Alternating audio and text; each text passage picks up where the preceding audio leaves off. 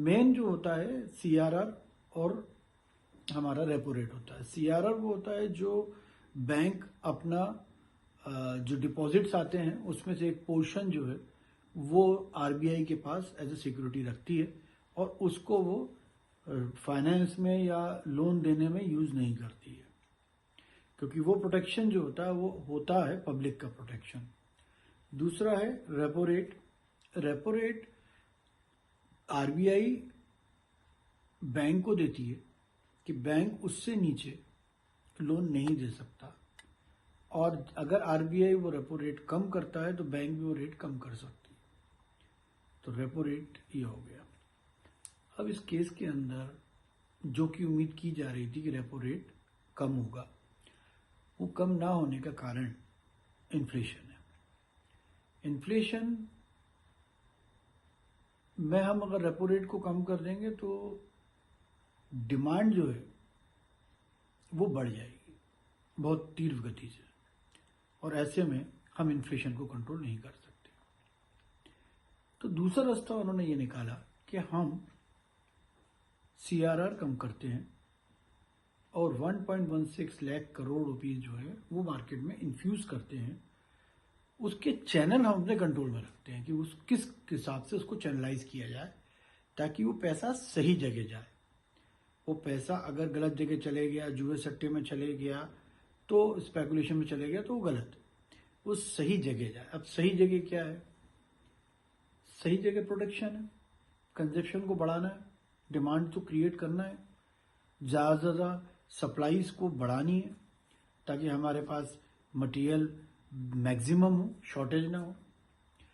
जो जमाखोरी है, जो स्टॉकिस्ट है, उनको पकड़ना है, जमाखोरी बंद करनी। जो मोनोपोलिस्ट है उनको पकड़ना है, और इस माध्यम से वो पैसे को हमें एक रोटेशन में लेके आना है जिससे ये साइकिल हमारा प्रॉपर चले और कहीं ना कहीं थोड़ा बहुत असर इन्फ्लेशन में हो, क्योंकि डायरेक्ट सीआरआर का कोई जो है रिलेशन इन्फ्लेशन से नहीं है। इन्फ्लेशन को कंट्रोल करने के लिए जो स्टेप उठाना है वो गवर्नमेंट पे डिपेंडेंट है। अभी हम आरबीआई का काम खत्म हो गया, लेकिन हम यहाँ डिस्कस ये कर रहे हैं कि आरबीआई ने डिसीजन लिया क्यों और क्या आधार पे लिया। देखिए, एक सिंपल सा फॉर्मूला है जो मैंने आपको बताया। सीआरआर कट करना मतलब ये हो गया कि आपने बैंक को पैसा ज्यादा दे दिया बिजनेस करने के लिए। बैंक का बिजनेस क्या है? लोन देना। मतलब बैंक के पास अब 1.16 लाख करोड़ रुपीस आ गया जो बैंक अब मार्केट में दे सकता है। उसके छोटा सा इम्प्लीकेशन ये आया कि बैंक को अब डिपॉजिट की जरूरत नहीं है, तो हमें डिपॉजिट्स पे अब वो रेट नहीं मिलेंगे या हमें कम मिलेंगे, राइट। जो पहले की एफडीज है वो अपनी जगह रहेंगी, लेकिन नया पैसे की अभी उनको जरूरत नहीं है।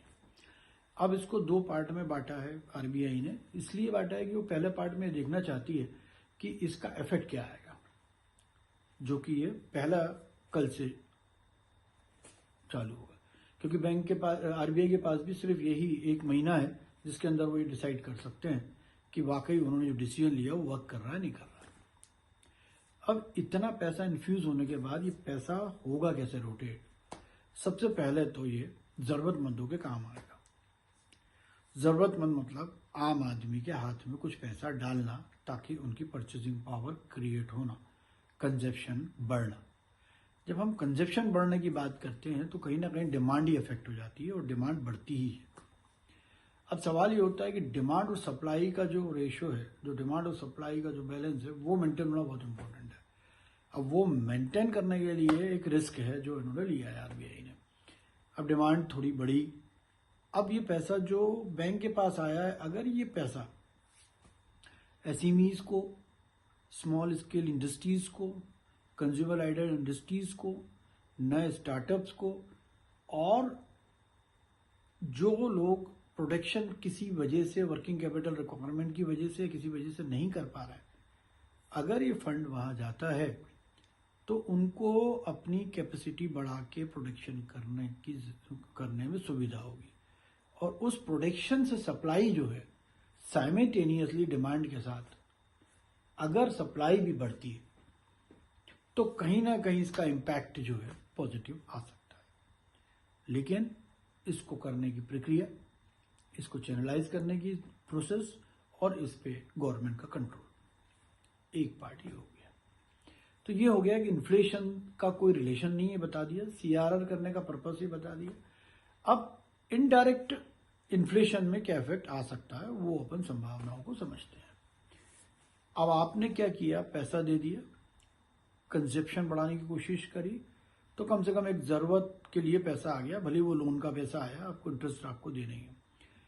अगर बैंक थोड़ा रिस्ट्रक्चरिंग करे, आम आदमी को थोड़ा हेल्प करे, इंटरेस्ट रेट थोड़ा कम करे, तो मैं समझता हूँ आम आदमी की कैपेबिलिटी और अच्छी बढ़ जाएगी परचेस करने की। परचेस करने से, कंजप्शन बढ़ने से, डिमांड बढ़ने से एक प्रोडक्शन हाउसेस की रिक्वायरमेंट भी बढ़ जाएगी प्रोडक्शन की, कि प्रोडक्शन को और बढ़ाया जाए, अपने जो भी आइटम बना रहे हैं उसका प्रोडक्शन बढ़ाया जाए। प्रोडक्शन बढ़ाने से उनकी कॉस्ट ऑफ प्रोडक्शन भी कहीं ना कहीं कम होगी। जब कॉस्ट ऑफ प्रोडक्शन कम होगी तो हो सकता है वो मार्केट में कम रेट पे सप्लाई शुरू करें, और सप्लाई अवेलेबल होना और थोड़ी कम रेट पे अवेलेबल होना, यहां पे इन्फ्लेशन को डायरेक्ट अफेक्ट करता, अगर ऐसा हुआ तो। अब दूसरी केस जो हम समझना चाह रहे हैं कि ये साइकिल पूरा हो गया। अब इसमें सवाल ये है, दूसरी उसमें हमारी सिचुएशन में अब हम सवाल क्या करते हैं, हमारा सवाल है इन्फ्लेशन कम होगा क्या, इंटरेस्ट रेट कम होगा क्या, मनी की वैल्यूएशन बैलेंस होगी क्या, रिजर्व बैंक में हमारे पास जो रिजर्व है, फॉरेक्स रिजर्व, वो बढ़ेगा।